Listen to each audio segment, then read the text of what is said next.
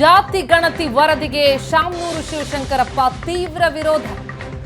ಈ ವರದಿಯಿಂದ ಜಾತಿಯ ನಡುವೆ ಸಂಘರ್ಷ ಖಚಿತ. ಕಾಂತರಾಜು ಮನೆಯಲ್ಲೇ ಕುಳಿತು ಬರೆದಂತಹ ವರದಿ ಇದು.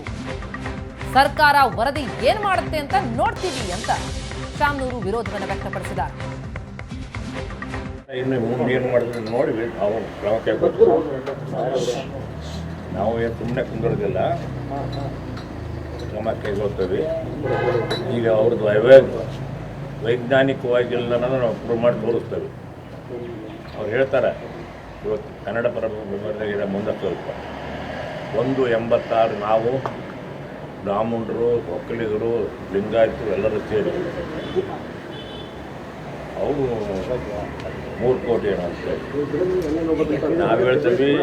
ನಮ್ಮ ಬರೇ ಉಪಜಾತಿಗಳು, ವೀರಶೈವರು, ಲಿಂಗಾಯತರು 2 ಕೋಟಿ ಮೇಲೆ ಬರ್ತವೆ.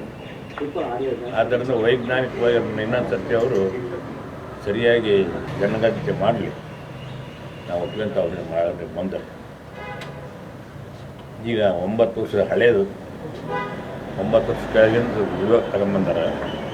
ಅದ್ರ ಹೆಗಡೆ ಅವ್ರದ್ದು ಈಗ ಕಾಂತರಾಜ್ ಅವ್ರದ್ದು ವರದಿ.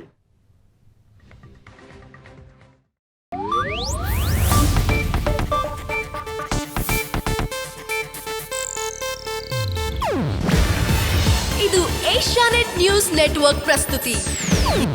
ನೀವು ನೋಡ್ತಿದ್ದೀರಾ ಏಷ್ಯಾನೆಟ್ ಸುವರ್ಣ ನ್ಯೂಸ್.